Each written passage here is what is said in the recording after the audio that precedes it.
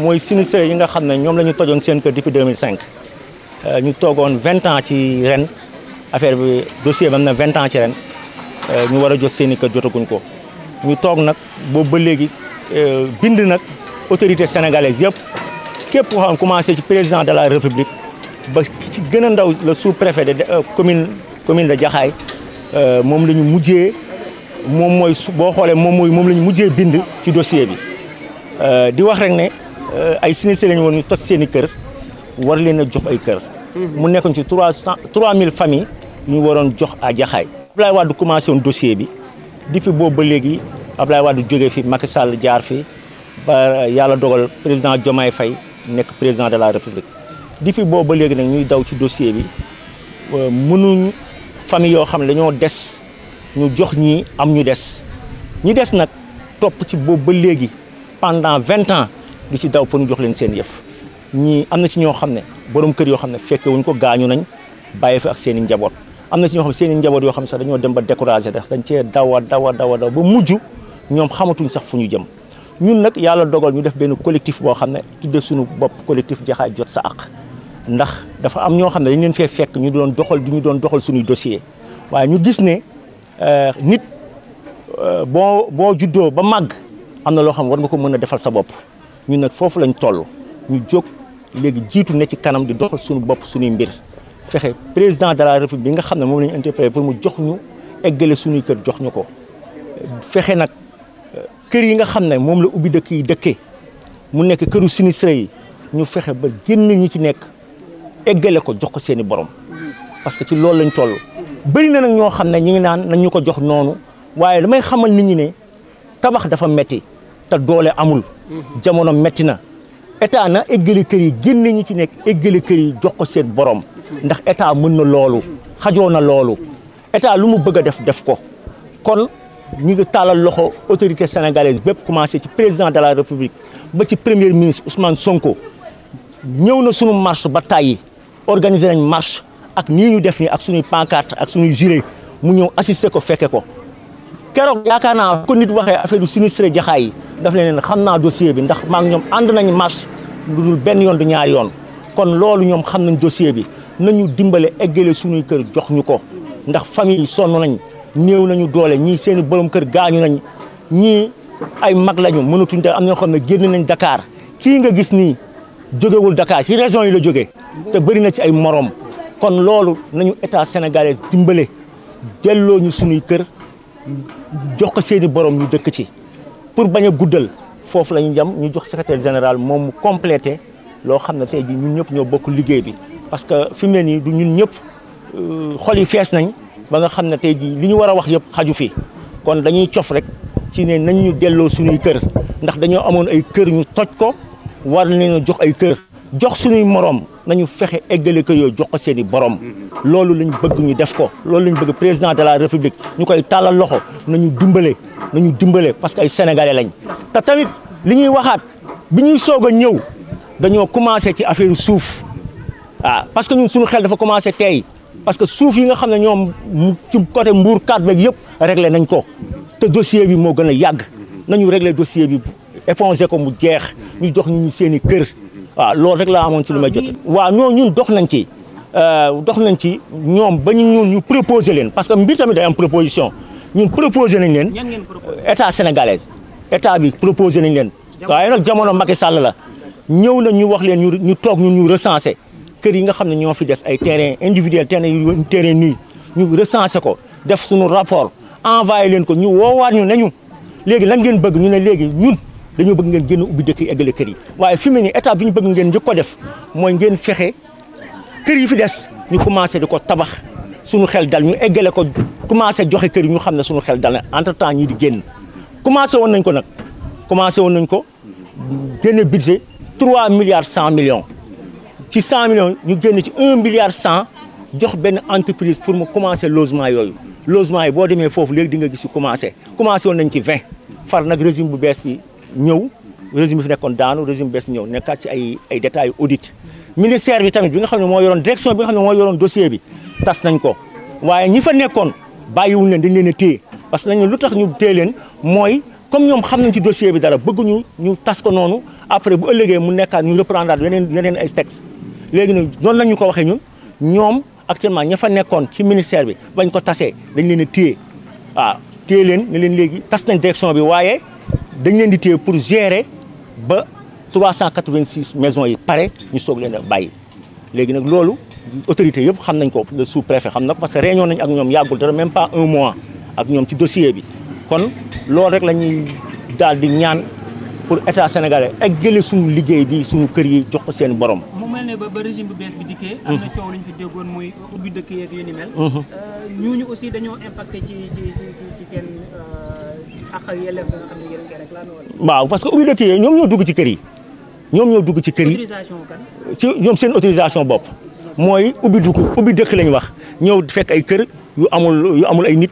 ñu am yoo xam ne amoon nañ buntu ñu dajji ko dëkk ci am yoo xam ne amuloon dara ñu ñëw jël ay zinc def ko am ay ardoise yu ñu fa def dëkk ci noonu léegi nag nee na ñoom léegi li ñu bëgg mooy nee na leen état may kër yi état nag Macky Sall waxoon na leen ko président Macky Sall moom mooy kër yi moom moo ko ba di ko maye yaakaar naa nag kon président Diomaye tamit moomul kër yi ba di ko maye nañu delloo suñuy kër bu leen di defal feneen bu leen di jox leneen mu jox leen leneen ñun soxalawuñu leen loolu quoi parce que ay sénégalais lañ am na nag ci biir ubbi dëkk yi am na ci ñoo xam ne duñ ay sénégalais ay étranger ñëpp a ngi ci façon xeet bu ne nga fay gis da nga ci gis famille yoo xam ne jàpp nañ 10 kër ñii jàpp nañ 5 kër ñii jàpp nañ ay maison yu bari ñii jàppal sa rak ki jàppal sa mag ki jàppal ku nekk yooyu yëpp gis nañ ko ci dossier bi ñun nag li ñu bëgg mooy état moom mooy atte na génne ñi delloo ñi seen kër eggale seen kër jox leen ko waaw ñun daal loolu la ñuy ñaan yàlla dimbale nañ ci pour ñu eggale suñu kër jox ñu ko waaw. ministère bi ministère de l'urbanisme la wala ban urbanisme la ministre urbanisme la moo tax Moussa Bala Fafana nii ñu dajaloo mbooloo mi ñu dajaloo nii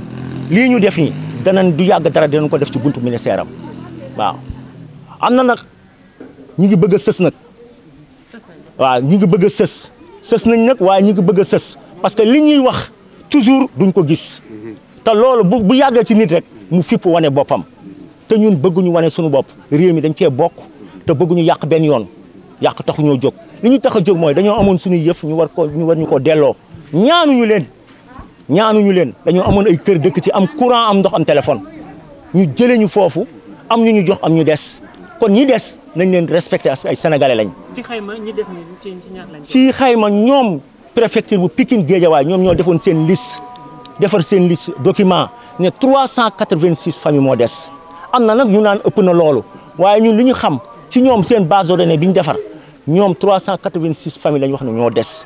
380 ñun nag ànd na ñoom recensement ci biir secteur bi recensé 386 terrains ak ay maisons yoo xam ne yii tabax nañ leen yi ay terrains nii la yooyu ñun ñoo ànd ñoom recensé ñu ngi leen base de données bi kon nañu eggale suñuy kër jox ñu ko waaw yokkuñu ci wàññiwuñ ci état nag moo njaboote ñëpp waaye nag dëgg jubal jubbanti ñoom ñoo ko indi ñoo ko wax te loolu nag loolu ñoom nañ ko jëmmal waaw loolu daal rek lañ ci doon jottali jërë ngeen jëf quoi di leen jégalu bu baax ci kàddu yi. Ibrahima Ly, je suis le secrétaire général du collectif Jaxaay Jot Sa Àq.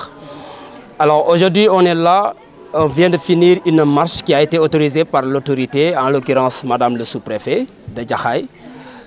Une autorisation que nous avons déposée dans la semaine. Elle n'a pas tardé véritablement à nous la donner. Évidemment parce que simplement nous réclamons quelque chose de véritablement légal. La légalité est que nous avons été des sinistrés des inondations des années 2005-2006.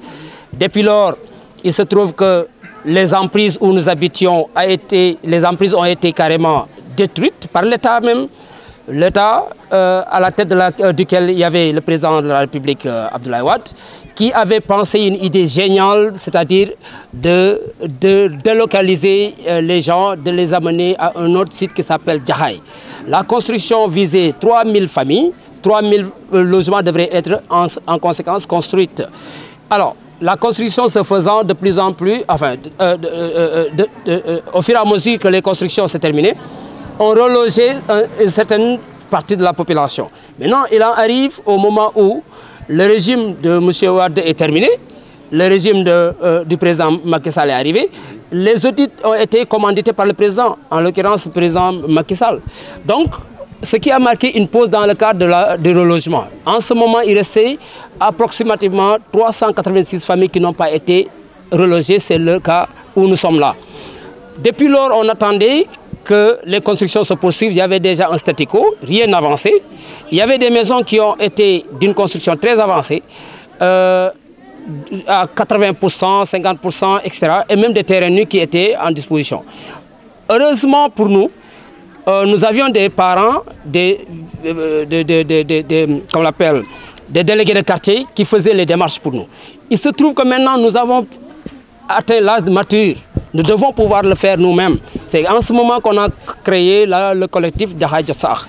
On a démarché toutes les autorités, je dis bien toutes les autorités administratives, religieuses, même le Khalife général des Mourides, le Khalife général des Tidianes, nous les avons démarchés. Le président qu'on l'appelle, comment il s'appelle encore, on a en tout cas été rendre visite à toutes les autorités, véritablement. Mais ce que nous remarquons, ce ne sont que des promesses non tenues jusqu'à présent. Et nous en avons marre. Plusieurs manifestations ont été organisées et durant lesquelles le Premier ministre Ousmane Sonko a assisté, et même Guy Marius Sagna du FRAPP. Ils avaient assisté. En ce moment, Ousmane Sonko était déjà dans l'opposition. Maintenant qu'il est aux affaires, je pense qu'il est carrément conscient de ce qui se passe à Jaxaay. Il en est conscient. Nous réclamons que véritablement ces constructions soient faites et en vitesse, que nous soyons relogés. D'autant plus que nos membres commencent à s'effriter. C'est des vieilles personnes. Les vieilles personnes, c'est des maladies, c'est le stress qui les tue. D'ailleurs, on a perdu 50 membres. Actuellement, là où nous sommes, nous dénombrons 50 membres qui sont disparus. Qu'adviendra-t-il de leur famille? Voilà. D'accord. Alors, depuis l'accession au pouvoir de ce nouveau régime, est-ce que vous avez tenté à les joindre de manière officielle pour mise à jour de ce dossier? Évidemment. Par 2 fois, nous avons été reçus par les cabinets du ministre du logement, de l'urbanisme, M. Fofana. Son directeur de cabinet nous a reçus. Le directeur de cabinet du Premier ministre également nous a reçus. Autrement dit, ils ont fait dans les promesses encore pour nous dire que incessamment, tout ça va se faire. Incessamment, c'est quoi? C'est depuis 2 ans. Depuis 2 ans, ils sont dans les affaires. Alors, nous avons estimé nécessaire maintenant de vraiment changer de fusil d'épaule. Et ça, on commence par les marches pacifiques. Oui, on en a déjà fait aujourd'hui, on en fera au niveau départemental, on en fera ailleurs également. Si rien n'est fait, nous allons passer à des vitesses supérieures, c'est-à-dire nous n'excluons pas les grèves de faim, nous n'excluons pas de descendre dans la rue et de brûler des pneus, d'attaquer les édifices, pourquoi pas? Parce qu'en fait, le Sénégal, les autorités ne comprennent pas que quand il y a des légalistes, il faut leur parler de manière légale. Nous avons été chez les autorités, on les a parlé. Elles nous ont promis, elles n'ont qu'à tenir leurs promesses. Sinon, on va passer à une étape supérieure. Il y a également le cas des Oubidek. Ces gens-là, en 2022, au mois de mai, le 15 mai 2022, le gouverneur nous avait convoqués en réunion pour nous dire que ces Oubidek allaient être déguerpis. La veille, on était là, on attendait. Il n'y a rien qui s'est passé. Les gémis étaient là et soudain, ils ont pris leur voiture pour rentrer. À la question, qu'est-ce qui se passe, ils ne pouvaient pas nous répondre.